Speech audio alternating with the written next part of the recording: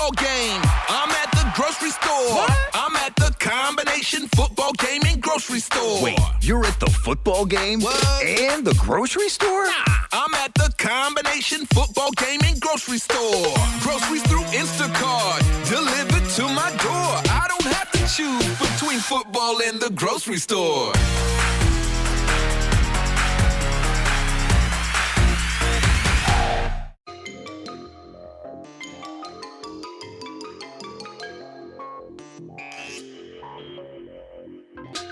Percolate on a particular mix of odd and inspiring news headlines in Wendy's Coffee House. Newsmakers with a penchant for the unknown, unexplained, and unusual share their experiences with UFOs, ghost encounters, near-death experiences, and more for your own unique blend of Wendy's Coffee House Curious. And now, here's Wendy. Okay. First off, I have to say, it's really cool living in a city where the Chiefs are so outstanding winners, and there's a big party going on, and there probably will be for quite some time as a result of that. So just to let you know, that's the home base for this program. And so there's a lot of enthusiasm, excitement, and in some cases anxiety because you don't know what to do next. It's just too many opportunities, so much fun to have, and so little time to have it in. Anyway, so that's going on. But in all of that, there is also this extraordinary, I think, enthusiasm about the things that we are learning daily. And I mean the positive things about how our mind works, how conscious animals are, how the extraordinary recovery they're finding in terms of past history, talking about centuries that we didn't think that humans were on the planet, let alone engaged with other types of beings and constructing basically our ancient past. So all of this stuff is becoming more, I think, available in terms of the internet and research and science. And that brings us to the other plane of awareness. And one of those planes, which I'm looking at right now, has to do with the time slip phenomenon. Time slips, time warp, temporal displacements, time jumps, time travel, the fabric ruptures, all those kinds of things. And I'm hoping to track somebody down to talk more about that. In the meantime, I do have another booking here with Larry Flaxman with the 1111, the time prompt phenomenon, and that gets into time. I thought how apropos for one of the statements in the book, history repeats itself. That's one of the things wrong with history. Clarence Darrow, U.S. defense lawyer. 1857 and 1938, speaking of repetition. But there's also another thing in here, the other quote that's very, I think, appropriate. The last function of reason is to recognize there are an infinity of things which surpass it. And that's what we get into. I've got a guest who's going to talk about these infinity of things that go beyond our logic, our reason, our daily 1, 2, 3, 4, 5, everything adds up, and it doesn't really. In reality, there are so many things that make us question what we are dealing with, and that has to do with the non-physical element. And Jiulio Consiglio, The Healing Frequency, he's an author, he's also a teacher. He had a huge spiritual awakening, but he's got a couple of books out now. Another one is coming out, and we're going to talk more about that. But the stuff that really excites me and encourages me is that this is one of those stories that is something that's happening all over the planet with people who are now saying, this happened to me, and it changed my life. And so, Jiulio, you are Canadian, right? Correct. I live in Ontario, Canada. Okay, and so growing up there, in comparison to us, did you talk about this kind of stuff when you were a kid? I heard stories from my mother growing up. My mother grew up in Brazil, and it's not that we believed them or didn't believe them, but we heard stories growing up of spirits or things like that. But I didn't pay it much attention at the time growing up. Okay. So, but it wasn't something that was off limits, and it wasn't frightening. It was just, hey, it's there, it's no big deal. Exactly. It wasn't something that you were really afraid of. You probably, it was more, there was no understanding, and there was no experience yet. So it wasn't at the forefront of my consciousness. Okay. So the first book, though, so what shifted and when? I made a shift in 2005 in the fall, and what were the catalysts to that were between the ages of 19 and 33, some pretty intense anxiety, I then lost an older brother to cancer. A couple of years later on, I ended up getting married to watch that marriage fail. And a few months later, a cancer diagnosis. Now, you would think a cancer diagnosis would be, the final straw, but it wasn't. It was my experience with a night terror in October of 2005. That was the final catalyst to make a shift in consciousness. Okay, now that's worth explaining, all right? So, okay, for one thing, a description of night terror. So what happened was I went to bed, and I was half awake, half asleep, and it was probably around 3:30 in the morning. And I'm actually still contemplating this, whether it actually was, in fact, a night terror or almost something that was created on an energetic level because I was hitting so rock bottom. But I was looking down, and suddenly my attention drew above me, and I felt, the best word to describe it is presence of evil hovering above me. So I was suddenly more alert, and as I looked down at my blanket, I suddenly noticed my blanket being pulled away from me. I was frozen and shocked. I stood up, went downstairs, said a prayer, and tried to fall asleep. I woke up the next morning, and as I approached the entrance of my master bedroom, the threshold, I could still sense this energy at the threshold, and I couldn't audibly hear it, but the feeling was it was almost growling at me. I blew past it, and I basically told it to take a hike. And I hopped in the shower, and that's when I actually called out, and I said, I need to know another way, because the pain at this point had become so much. Okay. So basically saying, I surrender. Exactly. All right. Now, we're not going to get into this whole thing right now, but the healing frequency, you detail some of these experiences and the reason why that frequency word is important. But with the first book on how to change your thoughts, basically challenge your thoughts.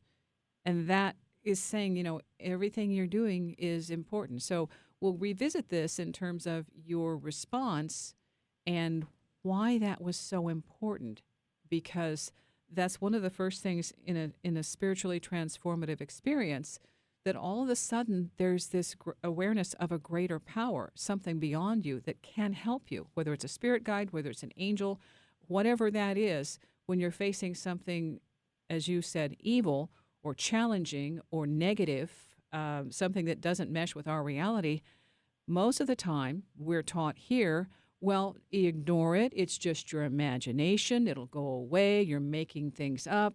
All sorts of things that basically take your power away.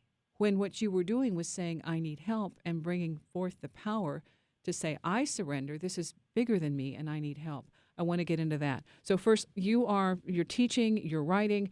The website, people can find out more. But the healing frequency, this is something, there's an experience with your brother that I think really lays this out, of the dimensions shift that you were having, seeing other things that maybe other people aren't able to see or don't acknowledge or don't recognize or don't talk about out loud. And I think that's a huge, you know what I'm talking about, the hospital?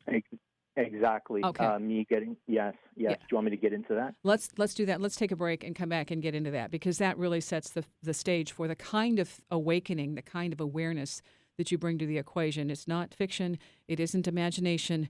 It's an expanded state of knowing, and that's what's on the table. So we're going to come back. Again, Jiulio Consiglio, my guest, author of The Healing Frequency, and a new one coming out from Llewellyn. We'll talk about that, too, because that's another wonderful insight and a way of looking at things beyond this corporeal realm to give us an insight into what else is here. Wendy's Coffee House, KCMO Talk Radio.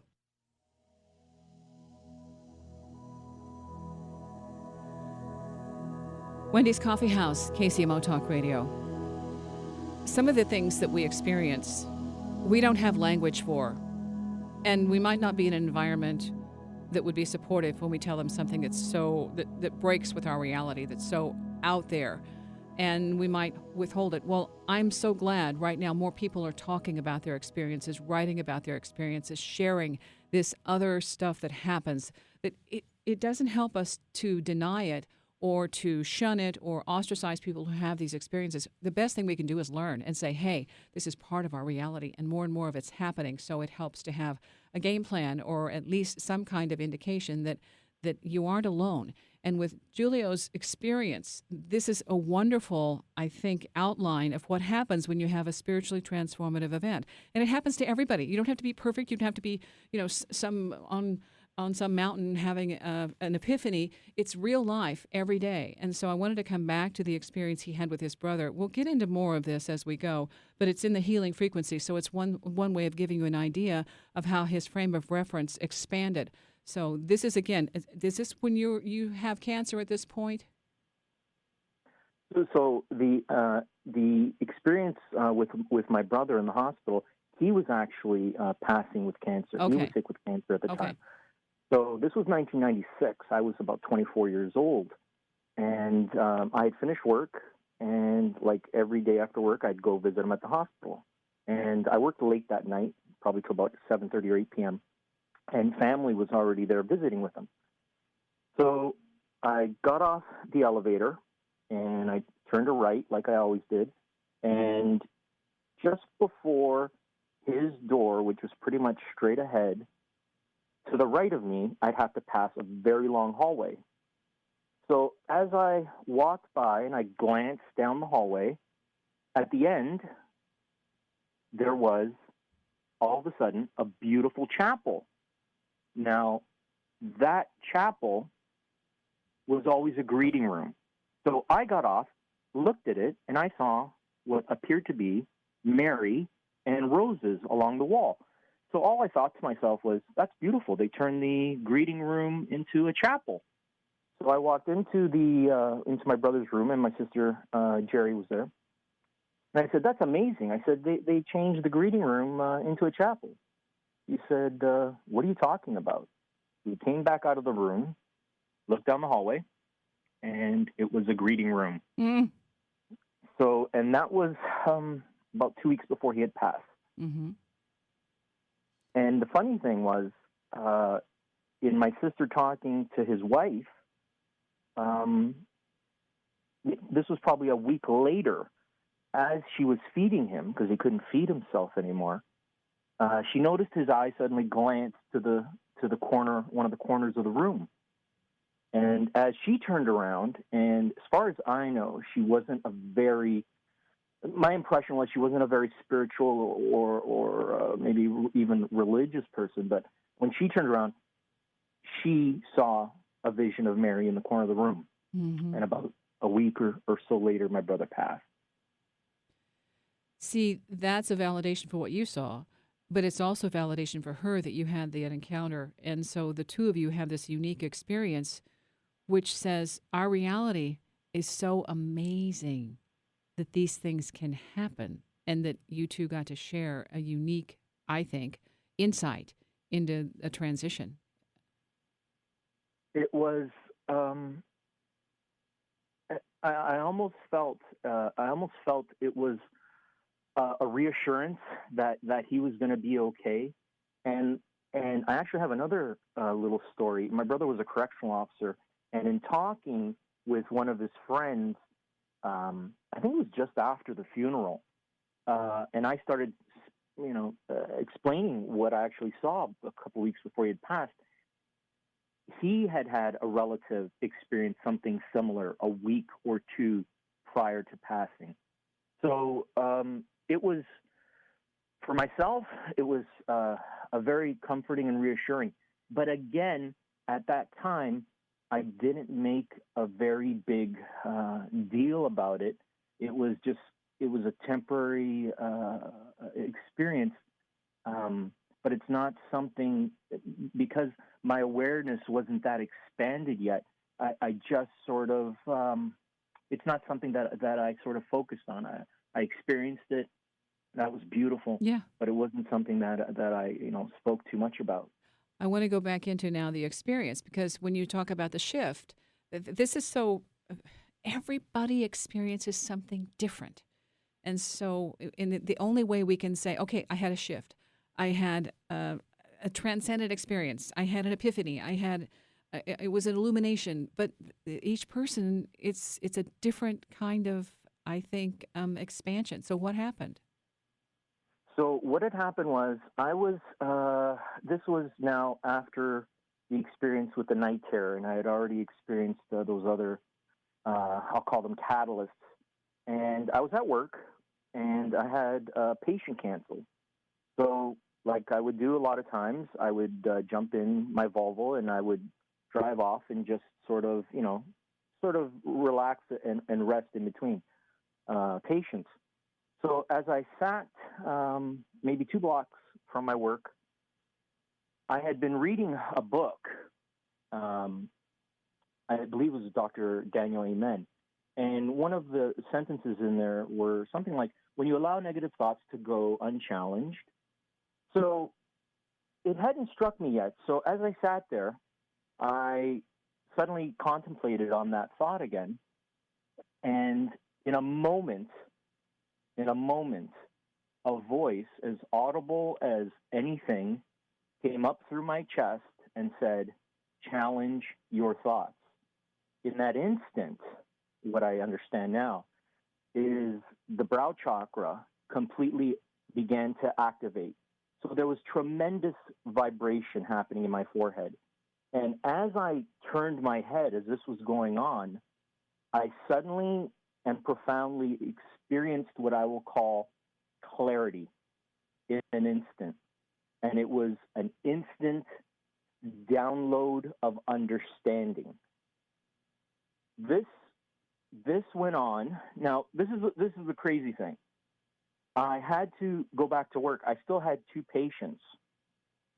I went back to work, and the whole time, as a negative thought is trying to come at me, and this is what I'll say about negative thinking. Mm-hmm. My negative thoughts, and I understand this now, everyone experiences negative thoughts, but there's a difference in, let's say, the depth or the darkness. So these were bombarding me, and these were pretty heavy. Mm-hmm. And as I was going back to work and went back to work, I wasn't even operating to try to stop them anymore. It was happening automatically for me. Every time one tried, my forehead, the vibration would go off. I finished the 2 patients, and I'm driving home, and now it's raining, and it's hard coming down, pouring. I get home, and it's still going off. My forehead is still going off. I could feel negativity try to come in. It would shut it down.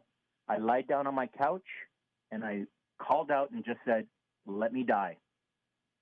Next thing I know, I popped out and came back. And I don't remember anything during that time that I was out. And when I came back, I suddenly had this complete release of negative energy, a complete shedding. And what this was the beginning of basically a 33-day process of remembering, letting go, mystical experiences, automatic writing, clarity is the best way to describe it.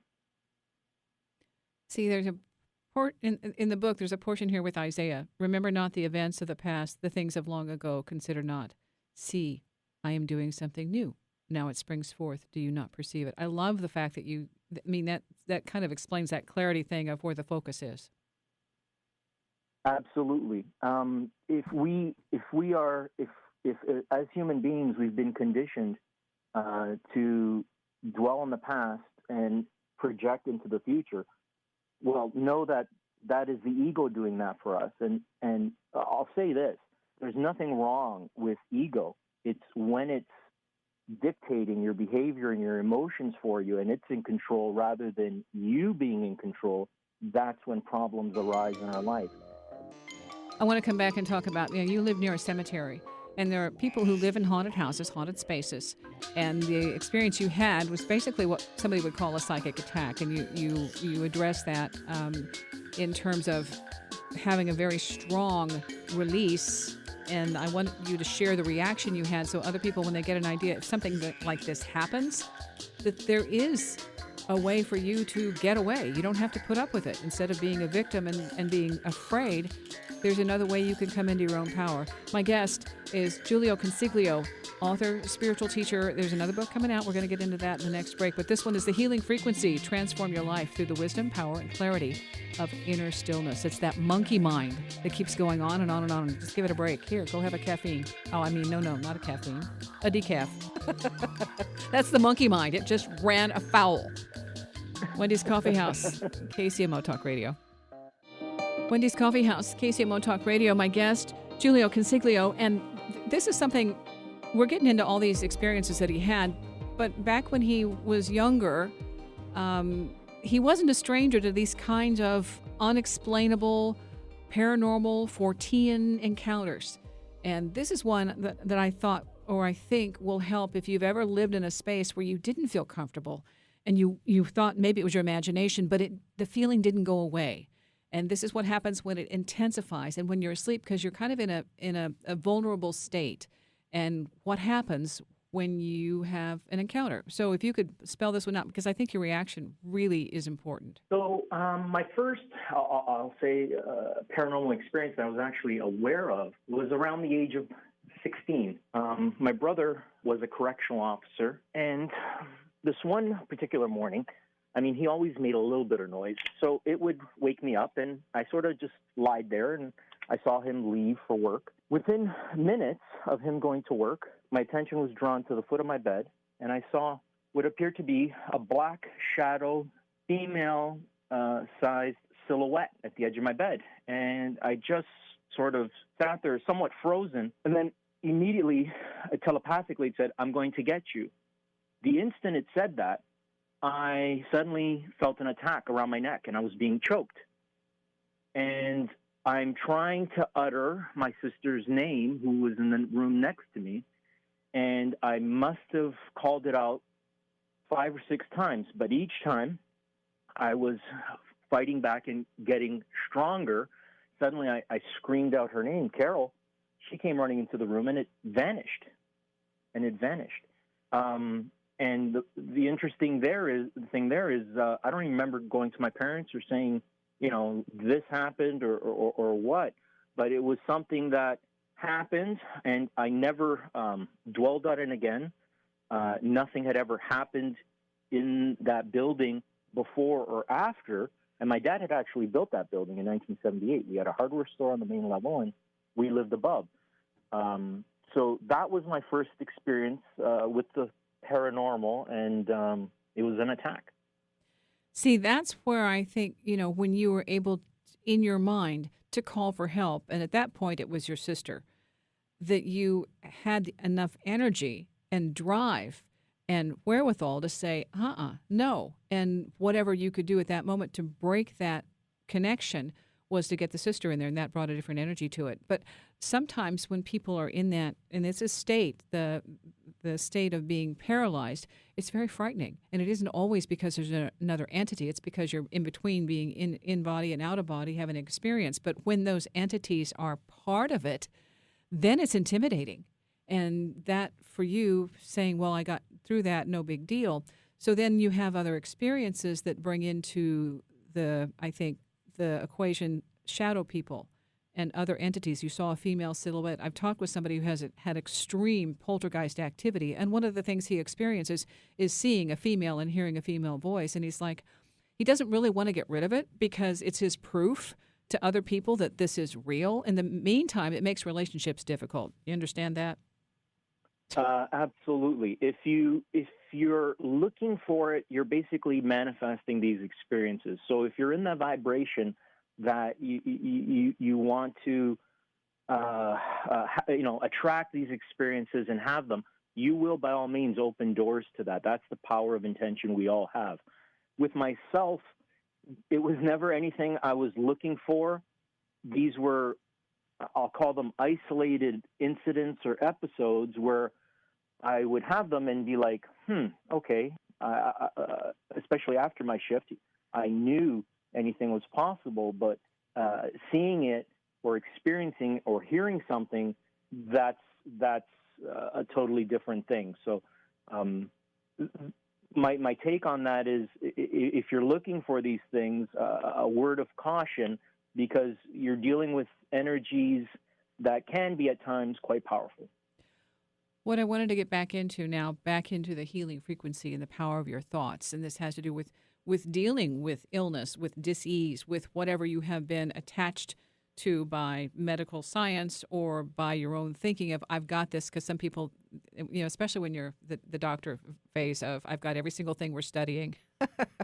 Like, no, don't do that. Don't do that. You're just an observer.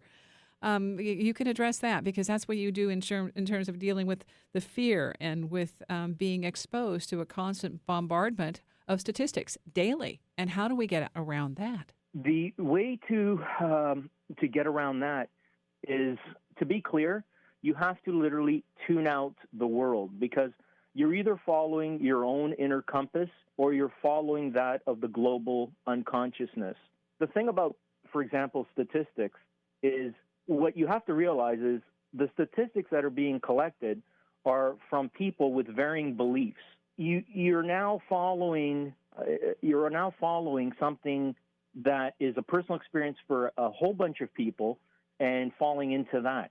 So what you need to do is go inward and find that truth within you and operate from that perspective, because if you're operating from your highest self, you're now in a transcendent state.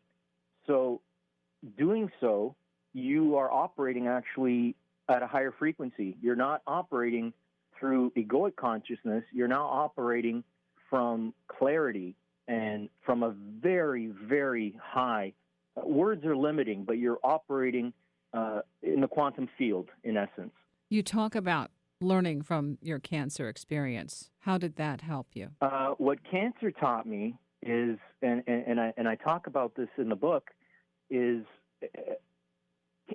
cancer taught me to let things die.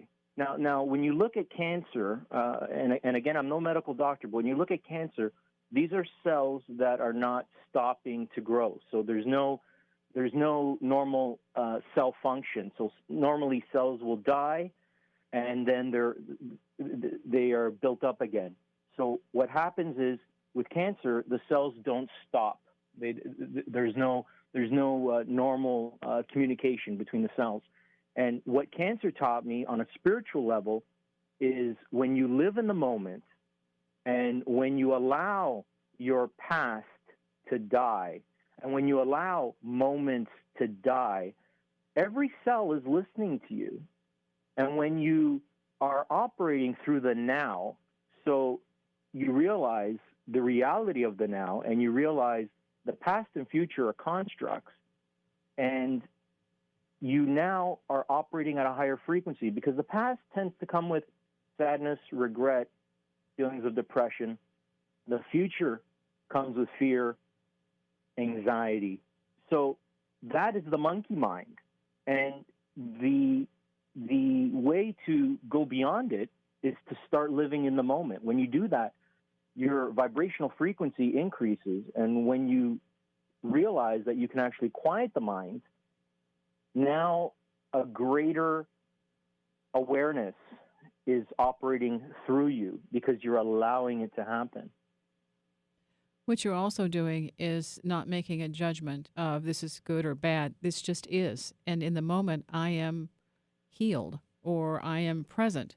And there's that different, I think, state of mind that brings you to a fully aware and more empowered present. We have to take a quick break, but I'm going to come back. I also want about the next book you've got out. You're coming out with Llewellyn is going to be even more, I think, helpful and transformative. But first, the healing frequency. Jiulio Consiglio, my guest, back with another view of what else is out here that maybe people are actually seeing without knowing. Let's get into that shadow people for just a few, along with the next book. Wendy's Coffee House, KCMO Talk Radio. Wendy's Coffee House, KCMO Talk Radio. When Jiulio was talking earlier, saying that brow chakra was opening, that the third eye is what that is. And you actually can have either like a pain, or it feels like a lightning bolt hits you. It can be a physical thing. And you're knowing, what the heck? And it isn't a headache. It's actually you are transitioning. You are opening up another ability on a different dimension to be able to expand your awareness. And yeah, if you haven't experienced it, it's like, well, yeah, right. However, when you do experience it, then all bets are off and you can let everybody else decide whether or not they believe it. But for you, it becomes real and you start operating from that frequency. So with this, when you opened up, let's go back into that shadow element, because it wasn't just the 16-year-old experience. You had a few more encounters that question of, how are you handling your energy and how do you respond when something like this manifests? Can you share that? Absolutely. About 5 or 6 years, I lived in a semi that was across the street from a cemetery. So this was maybe 2 years post awakening, so maybe 2007. And there were many experiences in there, but it was around Christmas time, and I actually went to go visit a friend of mine. And we were just going to hang out, and I don't drink. And there were Diet Cokes, there was food, and there was laughter. And I remember he had no parking in front of his house. There was a lot of snow at the time. So I ended up having to park around the corner. But the house around the corner had a beautiful, big sort of bowed window. And I remember when I first arrived, there was a beautiful Christmas tree, and it was well lit, and the shutters were open. So about 11:30 came, and I left my friend's house, and I'm walking back, and his house was about 2 or 3 doors from the corner.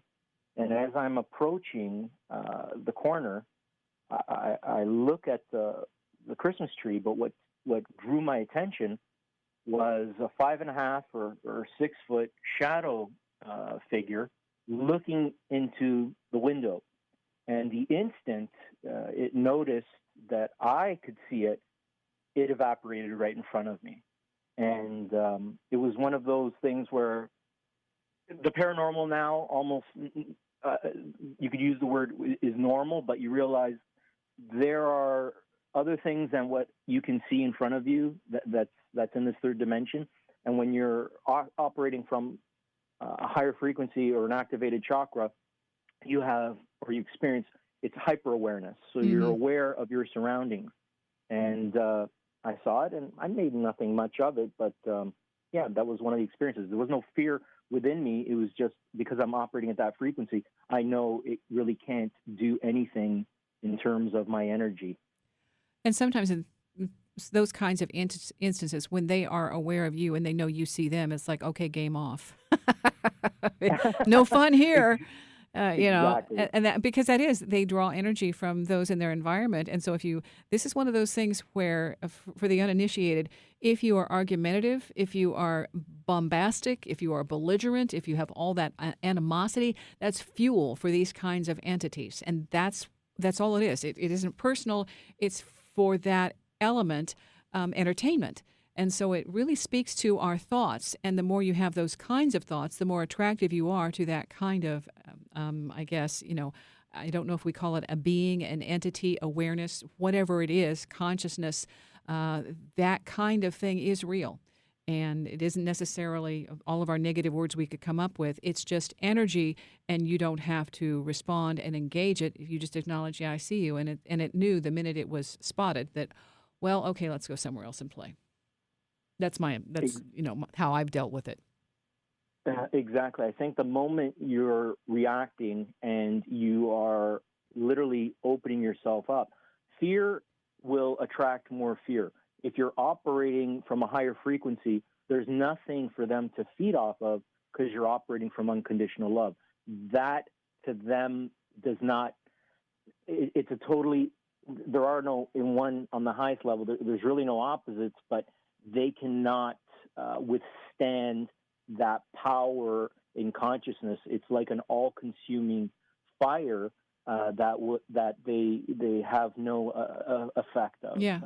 Again. It doesn't mesh. Okay, so we started with the first book on changing your thinking, and the second book on changing your frequency, which is basically the template or the charge in your thinking. And the next book is, where are you going with this one?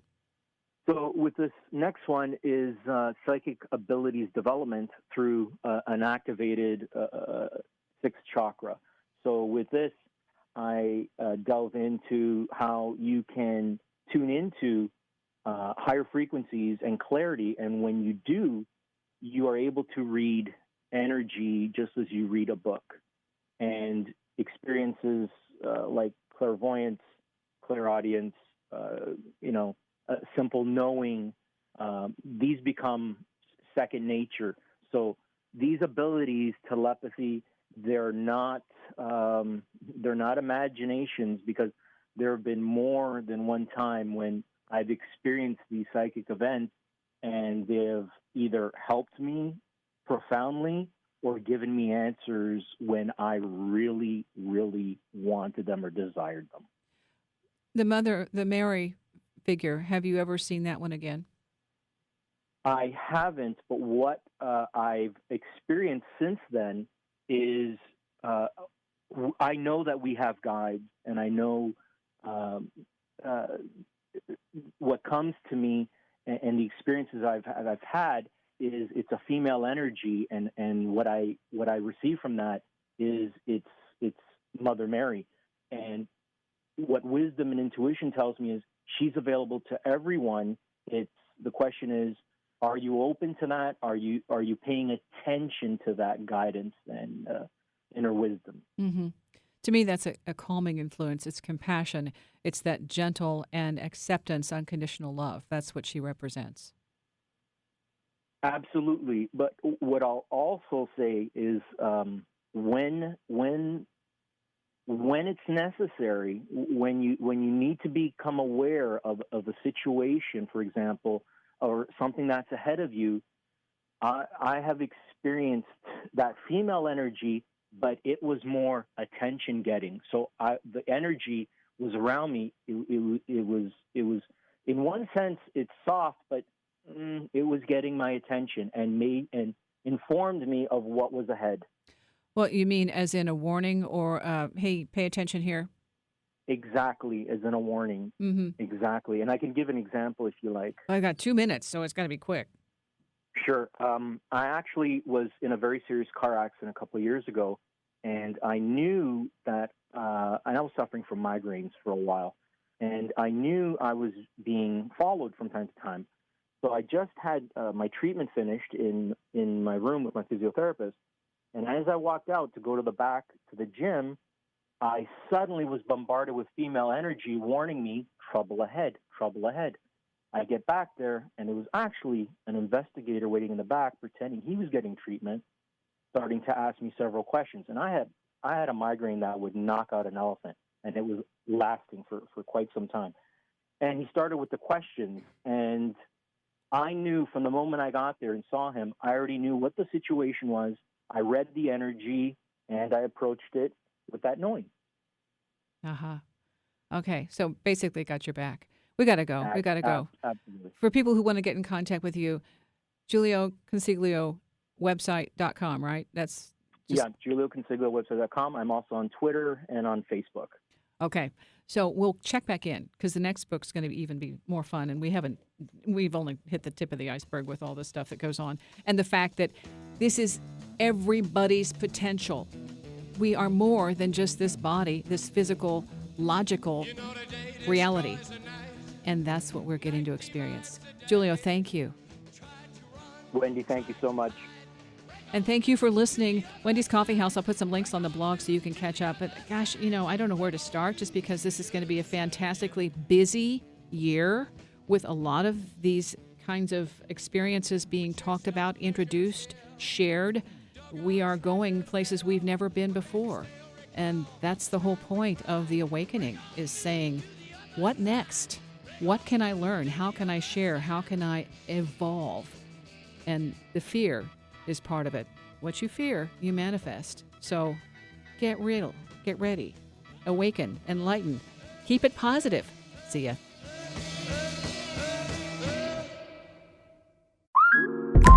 Instacart shoppers know groceries. They know that you can't make guacamole with rock-hard avocados. They know how to quickly find those peanut butter pretzels you can never find. And they keep you in the know by giving you updates about your order along the way. Let Instacart shoppers help take shopping off your plate so you can get time and energy back for what really matters. Visit instacart.com or download the app to get free delivery on your first 3 orders. Offer valid for a limited time. Minimum order $10. Additional terms apply. Instacart. Add life to cart. When things feel a bit chaotic, Instacart helps deliver milk and sausage. Add a little life to your cart. Get stuff from literally all your stores, from baby wipes to albacore. Add a little life to your cart.